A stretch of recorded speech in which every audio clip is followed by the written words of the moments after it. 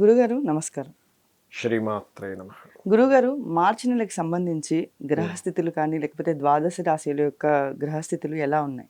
తప్పకుండా అమ్మ. First of all ఏంటంటే జీవకారకుడైన గురువు, గురుబలాన్ని ఇచ్చే గురువు మేషరాశిలో ఉన్నారు.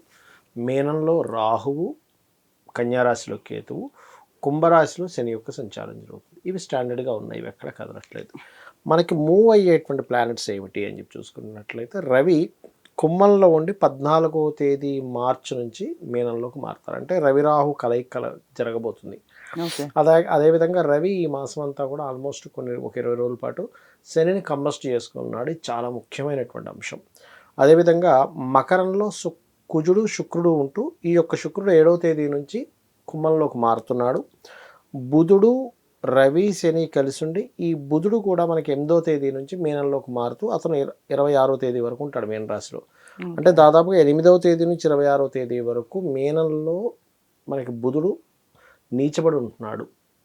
ఈ నెల మొత్తము కూడా ముఖ్యంగా తెలుసుకోవాల్సింది ఏంటంటే శని కంబస్ట్ అయ్యాడు, బుధుడు నీచబడ్డాడు, శుక్రకుజుల కలయిక వల్ల ఒక ఫలితము, కన్యారాశిలో కేతు వల్ల ఒక ఫలితం అనేటువంటి జరుగుతుంది. ద్వాదశ లగ్నాల వారికి, లగ్నం తెలియని వారికి రాశి నుంచి కూడా చూసుకోవచ్చు. గురుగారు మార్చి నెలకి సంబంధించి సింహరాశి వారి యొక్క స్థితిగతులు ఎలా ఉన్నాయి? మార్చి మాసంలో సింహరాశి వారి కనుక చూసుకుంటే రాస్యాధిపతి సప్తమంలో ఉన్నాడు. అంటే ఏమిటి? సమాజాన్ని, జీవిత భాగస్వామిని కంట్రోల్ చేసేటువంటి స్థితి కలిగి ఉంది ఈ రాశికి ఈ మాసంలో. కాకపోతే శుక్రుడు 6వ స్థానంలో ఉన్నాడు కాబట్టి మనకి దాదాపుగా 7వ తేదీ వరకు 6వ స్థానంలో ఉంటాడు కాబట్టి 6వ స్థానంలో శుక్రుడు స్త్రీలతో ఏదైనా గొడవనిస్తూ ఉంటాడు. అదొకటి కొంచెం చూసుకోవాలి. అయితే ఈ రాశి వారికి ఆర్థిక పరంగా ఎలా ఉంటుంది గురుగారు? ఆర్థిక పరంగా కొంచెం స్ట్రక్ అవుతుంటాయండి మన ఈ సింహలగ్నం వారి, సింహరాశి వారికి. ఎందుకంటే 2లో కేతువు కదా, కొంచెం గణపతిని ఎక్కువగా ఆరాధిస్తూ ఉండాలి. ఎంత గణపతి ఆరాధన చేస్తుంటే అంత బాగుంటుంది. విద్యార్థులకు ఎలా ఉంటుంది గురుగారు? విద్యార్థులకి, ప్రాపర్టీ కొనుగోలు చేసేటువంటి వారికి, విద్యార్థులకు కాంపిటీషన్ రిలేటెడ్ వాటిల్లో చాలా బాగుంటుంది, అందులో ఎటువంటి సందేహం లేదు. అలాగే రైతులకు కూడా కొంతవరకు అంటే చిన్న చిన్న ఆటంకాలు ఉంటాయి, బట్ ఫైనల్గా అయితే బాగుంటుంది. ఎందుకంటే 4వ అధిపతి ఎగ్జాల్ట్ పొజిషన్లో ఉన్నాడు కాబట్టి నో నీడ్ టు వరీ. కాకపోతే ఏంటంటే ఇక్కడ గృహం ఏదైనా కొనుగోలు చేద్దాం అనుకునేటువంటి వారికి విదేశాల్లో తొందరగా సెట్ అవుతుంది. వివాహానికి సంబంధించి ఎలా ఉంటుంది గురు? వివాహ నిర్ణయాలు ఈ మాసంలో తీసుకోకపోవడమే మంచిది. ఎందుకు అంటే సప్తమ స్థానంలో ఉండే గ్రహం ఏదైతే ఉందో అది పర్టికులర్గా కంబస్ట్ అయింది. అస్తంగత్వ దోషంలో ఉన్నప్పుడు మనం ఏ అధిపతి అయితే అస్తంగత్వ దోషంలో ఉన్నాడో, సింహలగ్నం కాబట్టి సప్తమాధిపతి కంబస్ట్ అయ్యాడు. కాబట్టి వివాహ సంబంధించిన నిర్ణయాలు, పార్ట్నర్షిప్ నిర్ణయాలు తీసుకోకపోవడమే ఉత్తమం. ఈ రాశి వారికి ఆరోగ్యపరంగా ఎలా ఉంటుంది గురుగారు? ఆరోగ్యపరంగా చూసుకుంటే పెద్ద పెద్ద ఇబ్బందులు ఏం లేవు. కాకపోతే నడుము నొప్పి రావడము, బ్యాక్ పెయిన్స్ లాంటివి కొంచెం వస్తాయి. దానికి సూర్య నమస్కారాలు చేసుకుంటూ, సూర్యుని ముఖ్యంగా ఆదిత్య హృదయ పఠనం చేసుకోవడం మంచిది. వృత్తి వ్యాపారానికి సంబంధించి ఎలా ఉంటుంది గురుగారు? వృత్తికారకుడు శుక్రుడు కుజుడితో కలిసి ఉంటున్నాడు 6వ స్థానంలో. అంటే ఏదైనా డిపార్ట్మెంటల్ సైడ్, పోలీసు, డిఫెన్స్ ఇట్లాంటివి ఏదైనా గవర్నమెంట్ జాబ్స్ కోసం ట్రై చేసేటువంటి వారికి బాగుంటుందని చెప్పుకోవచ్చు. వృత్తిలో ఎదుగుదల అయితే ఖచ్చితంగా ఉంది. అది కూడా 7వ తేదీ లోపల. 7వ తేదీ తర్వాత కొంత స్ట్రెస్ కూడా ఉంటుంది వృత్తిలో. ఈ రాశి వారికి సంబంధించి తీసుకోవాల్సిన రెమెడీస్ ఏమైనా ఉన్నాయా గురుగారు? రెమెడీస్ అంటే ఇక్కడ దత్తాత్రేయుడిని, దుర్గాదేవిని ఎక్కువగా ఆరాధించాలమ్మా. వీరిద్దరు ఆరాధన చేస్తూ ఉంటే వీరికి లైఫ్లో జరిగే ఆటంకాలు, ప్రశాంతత అనేటువంటిది లభిస్తుంది. అయితే గురుగారు చాలా మందికి లగ్నం తెలియదు, రాశి తెలియదు, నక్షత్రం కూడా తెలియదు. అయితే మరి అలాంటి వాళ్ళు ఎలాంటి జాగ్రత్తలు తీసుకోవాలి?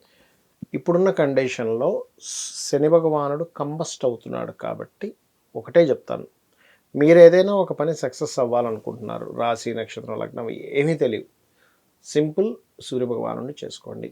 బిజినెస్ పరంగా జాగ్రత్త తీసుకోవాలి ఎవరైనా కానీ. పర్టికులర్గా ఈ సంవత్సరం 3 నెలలు కూడా మనకి కేతు కన్యారాశిలోనే ఉంటాడు. అంటే యూనివర్సల్గా అందరూ కూడా ఎవరికైనా అప్పులు ఇవ్వడం, అప్పు తీసుకోవడం, మనీ ట్రాన్సాక్షన్స్ విషయంలో కొంత జాగ్రత్తగా ఉండాలి. కమ్యూనికేట్ చేసేటప్పుడు కొంత జాగ్రత్త వహిస్తూ ఉండాలి ఈ సమయంలో పర్టికులర్గా. ఓకే, అది బాగా గుర్తుపెట్టుకోండి. అండ్ అదేవిధంగా మరొకటి ఏంటంటే వివాహ సంబంధించినటువంటి ప్రయత్నాలు చేసే వాళ్ళు కూడా కొంత జాగ్రత్త వహించాలి ఈ నెలలో పర్టికులర్గా.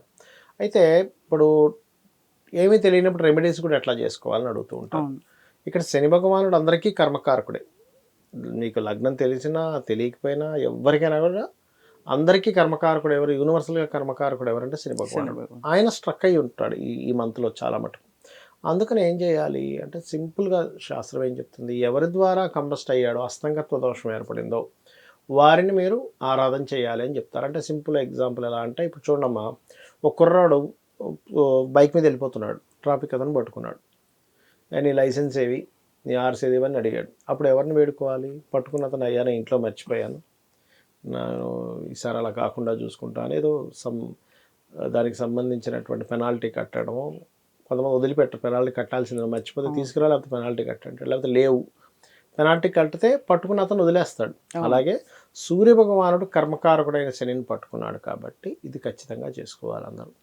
అదొకటి. మీనరాశిలో రాహు సంచారం జరుగుతుంది కాబట్టి నేను చెప్పేది ఏమిటంటే, పితృదేవత ఆరాధన ఈజ్ మోస్ట్ ఇంపార్టెంట్ ఇప్పుడున్న కండిషన్లో. ఓకే, అది ఖచ్చితంగా చేసుకుంటూ ఉండాలి ప్రతి ఒక్కరు కూడా. అదొకటి. అండ్ అలాగే ఈ ఆయిల్ బిజినెస్ చేసేటువంటి వారు, ఐరన్ బిజినెస్ చేసేటువంటి వారు మరింత జాగ్రత్తగా ఉండాలి. ఎందుకంటే ఆయిల్కి ఐరన్కి శని కారకుడు. అదేవిధంగా షేర్ మార్కెట్స్లో కూడా, షేర్స్లో కూడా ఐరన్ ఆయిల్ లాంటివి కొంటుంటారు ఇటువంటి విషయాల్లో. ఎందుకంటే నువ్వులు, ఐరన్, ఆయిల్ అంటే ఏదైనా సరే ఇనుముకు సంబంధించినటువంటిది. అలా అని చాలామంది తెలియక ఏం చేస్తారంటే కారు కూడా ఇనువండి అంటారు. ఇక్కడ కారుని ఇనుముగా తీసుకోకూడదు. కారు ఒక కంఫర్ట్ని ఇచ్చేది.